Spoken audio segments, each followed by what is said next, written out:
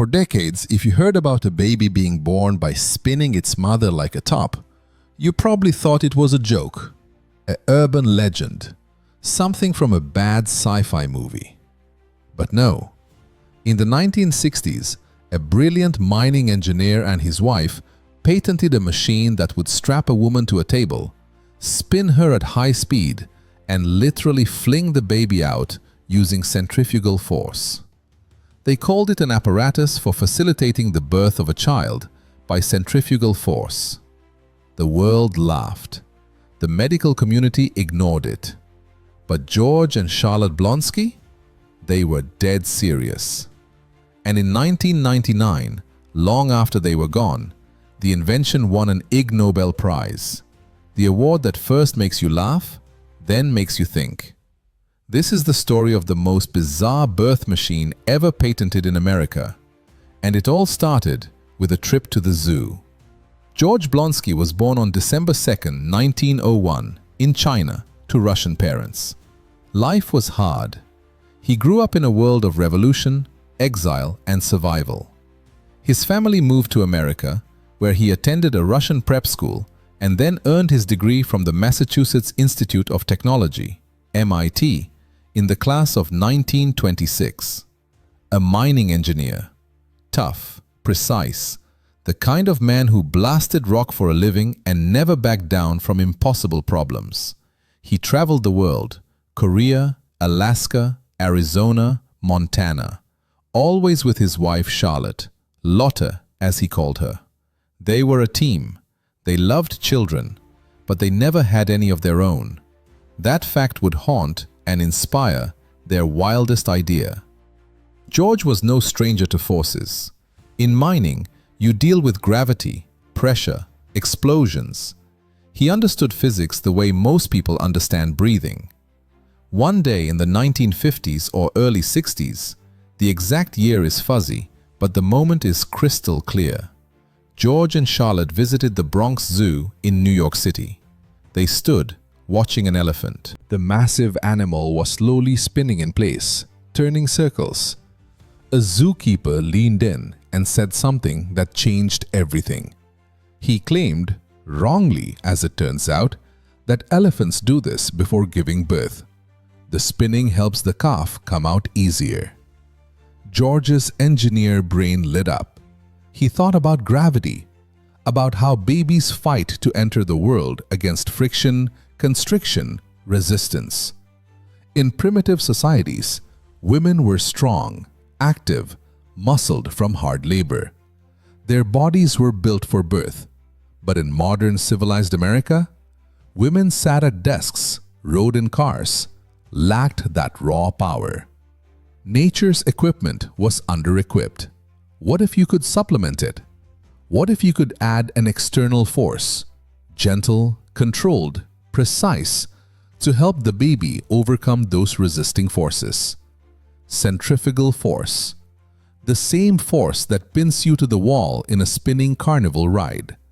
The same force NASA uses to train astronauts. Why not for birth? George went home and started sketching. Charlotte was right there with him. They weren't doctors. They weren't obstetricians. They were engineers who saw a problem and built a solution.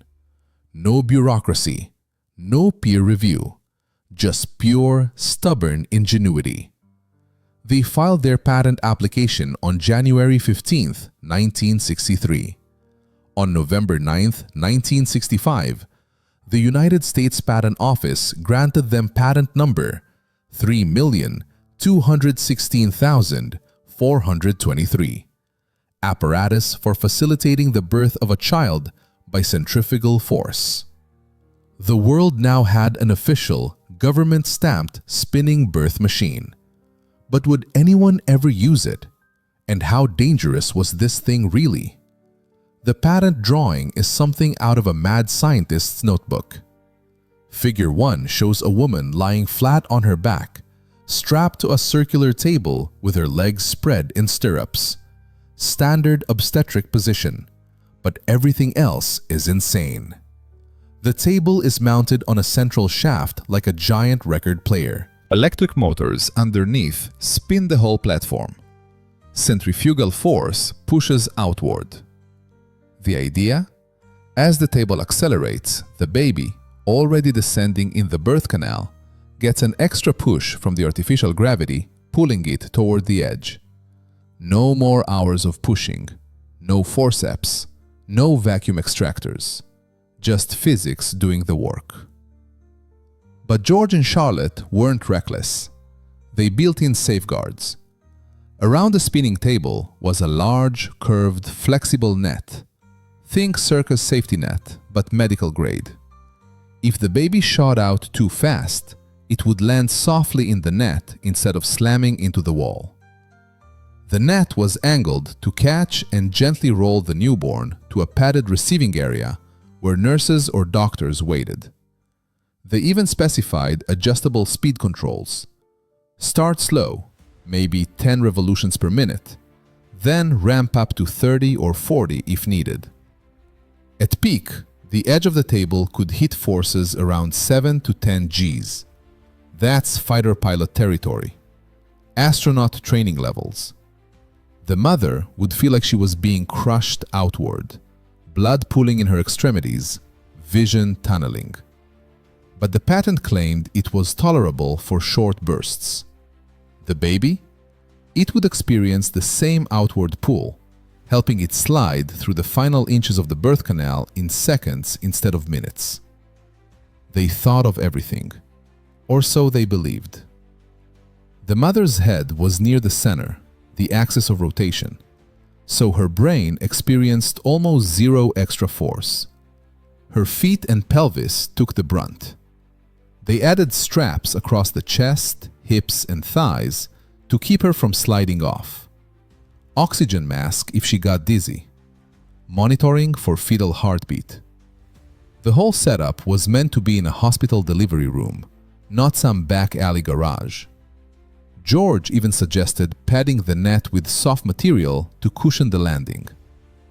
The child, the patent reads, is gently deposited upon the resilient surface. Gently, at 7 Gs. Right. The Blonskys filed the application in 1963, right in the middle of the space race. NASA was spinning astronauts in centrifuges to simulate re-entry. Fighter jets were pulling 9 Gs in turns. Centrifugal force was sexy science.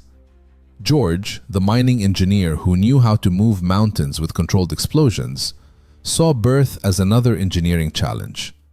Gravity was the enemy. Friction was the resistance. Solution? Add more force in the right direction. Simple, elegant, brutal. But the medical world didn't see elegance. They saw danger. Obstetricians pointed out the obvious. Babies don't just fly out cleanly. The head has to rotate. The shoulders have to negotiate the pelvis. Sudden centrifugal force could cause tearing, hemorrhage, shoulder dystocia on steroids. What if the cord wrapped? What if the placenta detached early from the G-forces? What if the mother blacked out and couldn't push at all? And the baby, landing in a net after being accelerated like a cannonball? Even with padding, the risk of skull fracture, brain bleed, or spinal injury was astronomical.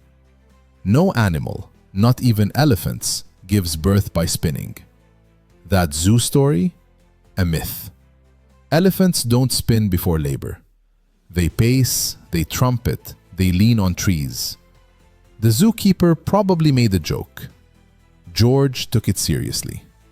Still, the patent was granted. The United States government said, yes, this is novel, non-obvious, and useful. On paper, at least. In reality, no hospital ever ordered one. No doctor ever tried it on a patient. The Blonskys' spinning birth table became a footnote in the history of weird patents, right next to the motor-driven spaghetti fork and the anti-eating face mask. But the story doesn't end in 1965. It gets stranger. The 1960s were the golden age of crazy ideas. Men were walking on the moon by the end of the decade. Cars had fins and rocket exhausts. People believed in miracle drugs, miracle machines, miracle everything. So why not a miracle birth machine? George and Charlotte Blonsky weren't fringe lunatics. George was a respected MIT graduate, a mining engineer with decades of real-world experience. He had published papers on ore processing, blasting techniques, heavy machinery.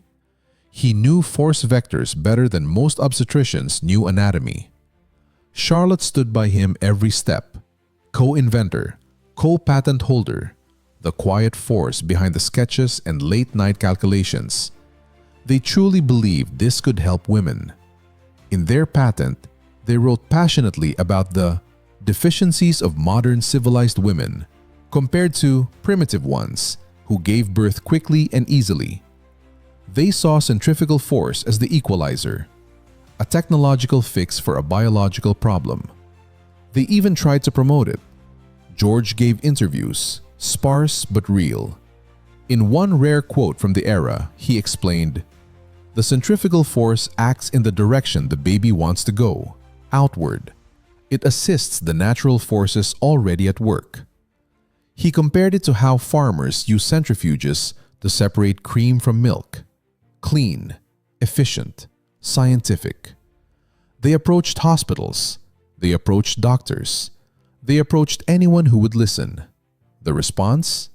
Polite smiles, nervous laughter, and zero interest. No clinical trials, no prototypes built beyond maybe a small-scale model in their garage. The medical establishment shut the door quietly but firmly. Birth was sacred, not a physics experiment. And besides, labor already had tools: Pitocin to speed contractions, epidurals for pain, cesarean sections for emergencies. Why risk spinning mothers like tops when you could just cut? But the Blonskys didn't give up easily. They kept the patent alive. They paid the maintenance fees.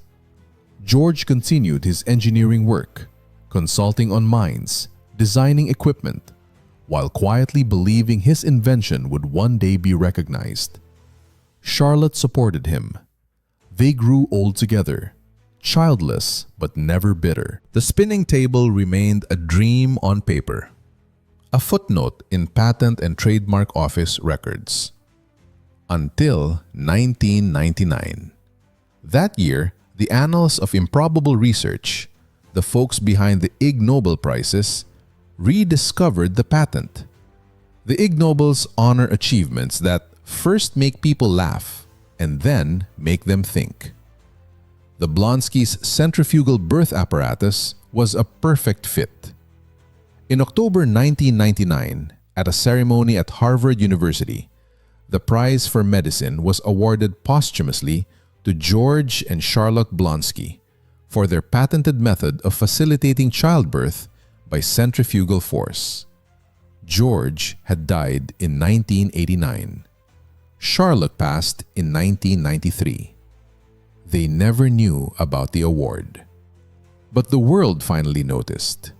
The citation read, "For using centrifugal force to assist in the delivery of a baby." The audience roared with laughter. Newspapers ran headlines, "Spinning moms win weird science prize." Late-night comedians had a field day. "Finally, a birth method faster than the speed of labor." Yet beneath the jokes was something deeper. The Ig Nobel Committee didn't just mock.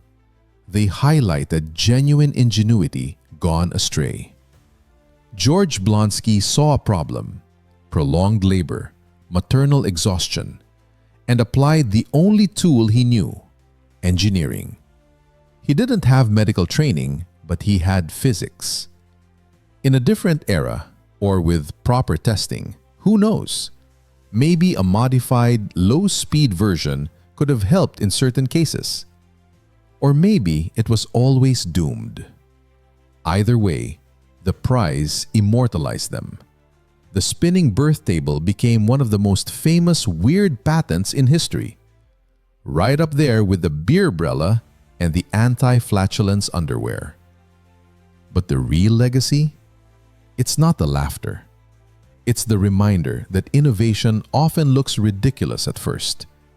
The Ig Nobel Prize didn't just bring laughter. It sparked curiosity. People started digging into the patent again. Engineers, historians, even a few obstetricians revisited the drawings. And something interesting emerged. The core idea wasn't entirely insane. Centrifugal force had been used in medicine before. In the 1930s and 40s, doctors experimented with centrifugal therapy for shock patients, spinning them horizontally to force blood back to the heart and brain. It worked, sort of.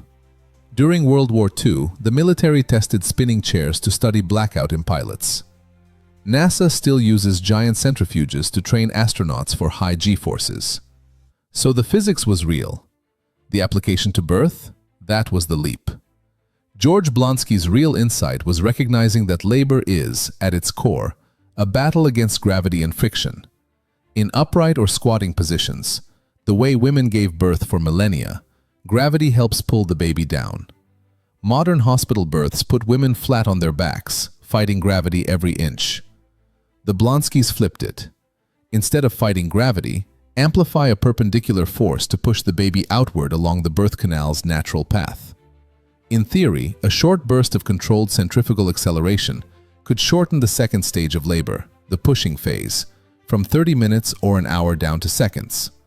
Less exhaustion for the mother, fewer interventions, potentially fewer tears or episiotomies. But theory and practice collided hard. No one ever built a full-scale prototype that we know of. No hospital ethics board would approve human trials. The risks were too glaring. At 7 to 10 Gs, even for 10 or 20 seconds, the mother's blood pressure would spike dangerously. Vision could gray out. The placenta, attached by delicate villi, might shear off under sudden acceleration, causing catastrophic bleeding. The baby's head, soft and molding, could slam against the pelvic floor with lethal force before crowning properly. And the net? A nice idea, but catching a slippery, vernix-covered newborn at 30 miles per hour equivalent speed? One wrong angle and it's a disaster. Modern neonatal experts shudder at the thought. Still, the patent lives on as a monument to unfiltered engineering thinking. George didn't wait for double-blind studies or FDA approval. He saw a problem, applied first principles, and filed the paperwork. In today's world of endless committees, risk-averse regulators, and billion-dollar clinical trials, that kind of raw initiative is rare. The Blonskys remind us that progress often starts with someone willing to look ridiculous. Someone who says, "What if?" when everyone else says, "That's crazy." And the story has one more twist. In 2009, a theater group in New York staged an opera inspired by the invention. Called Centrifuge, it told the fictional tale of a desperate couple using the machine in a last-ditch effort to have a child. The music was haunting, the staging absurd. Critics called it brilliant satire. But the real George and Charlotte weren't satirists. They were believers. Today, if you search the United States Patent and Trademark Office database for number 3,216,423, you'll find the drawings, the table, the straps, the net, the motors. It's public domain now. Anyone could build it. No one has, and probably no one ever will. But the idea refuses to die quietly. It keeps resurfacing in lists of weirdest patents ever, in Reddit threads, in late-night Wikipedia rabbit holes. People still ask, could it have worked? In a controlled, low-G version? With modern monitoring? The answer is probably no. But the question itself is powerful. Because every great invention once looked impossible or insane. What if the Blonskys had lived in a different time? Imagine the 1920s or 30s, when medicine was still wild and experimental. Doctors routinely used X-rays to check fetal position without shielding, exposing mothers and babies to radiation. Lobotomies were considered cutting-edge psychiatry. Electric shock therapy was mainstream. In that era, a spinning birth table might have gotten a trial run in some forward-thinking clinic. Maybe in Europe, where centrifugal ideas were floating around in fringe medical journals. Or perhaps in America during the Great Depression, when desperate innovation was everywhere. But by the 1960s, even as rockets blasted off, obstetrics had become cautious. Thalidomide had just shattered trust in new drugs. Birth was no longer a frontier. It was a standardized procedure. The Blonskys arrived too late for the age of medical cowboys, too early for the age of evidence-based medicine that demands years of randomized trials. Yet their patent endures as a perfect time capsule of mid-century American optimism mixed with engineer hubris. George Blonsky, the immigrant who survived revolution in China, earned his stripes at MIT, blasted rock across 3 continents, saw birth the same way he saw mining, a process that could be engineered for efficiency. Friction? Add force. Gravity? Redirect it. Resistance? Overpower it. He didn't see women as fragile patients. He saw them as systems that needed better mechanics. Charlotte, his partner in every sense, shared that vision. They weren't mocking nature. They were trying to upgrade it. In their minds, the spinning table wasn't bizarre. It was logical, almost inevitable. The irony is thick. While the medical world dismissed the idea as dangerous nonsense, the patent office, that bastion of bureaucracy the Blonskys navigated so deftly, said yes. Examiners reviewed the claims, checked prior art, there wasn't much, and stamped it approved.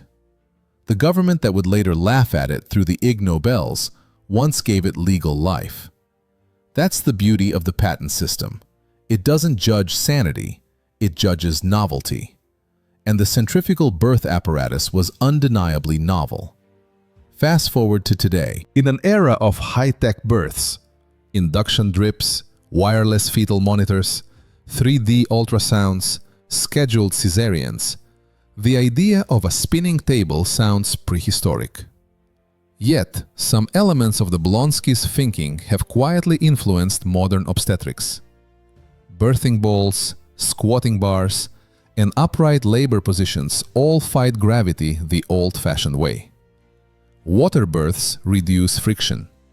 Some hospitals even use gentle rocking beds or vibration devices to ease descent. No one spins mothers at 10 Gs, but the principle of assisting natural forces instead of overriding them, that's alive and well. And every few years, the patent pops up again.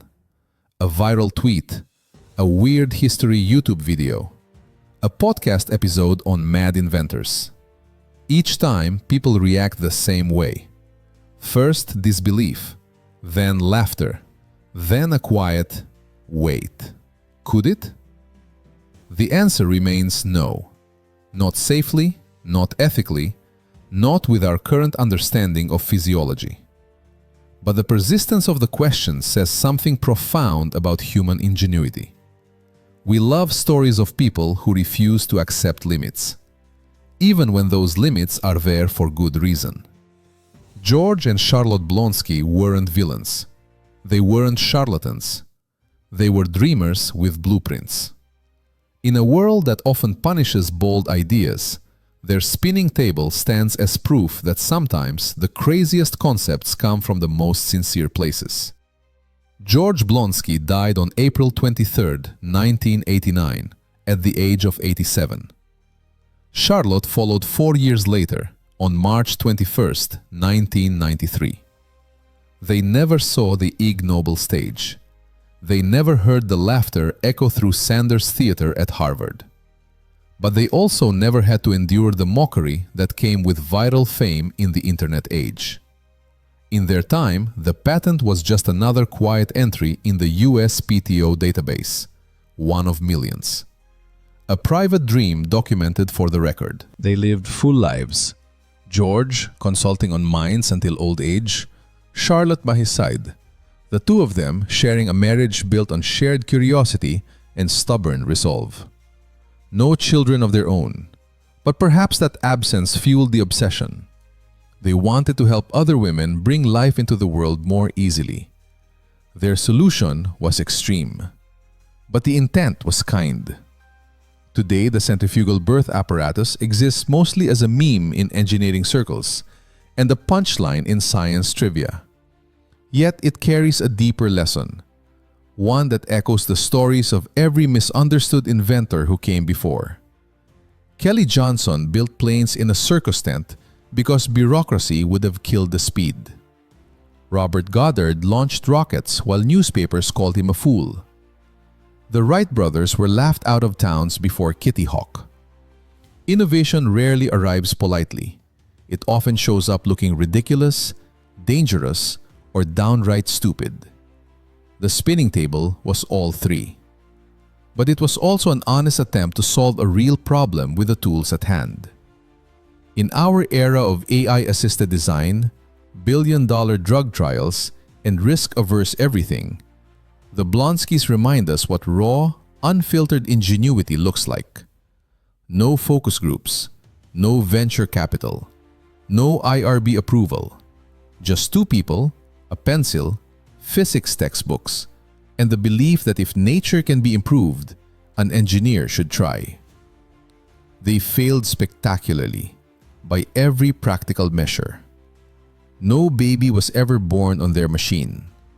No hospital ever installed one. The net never caught a single newborn. And yet, the patent number 3,216,423 still exists. It's a tiny monument to the courage of asking, "What if?" when the answer is obviously no way.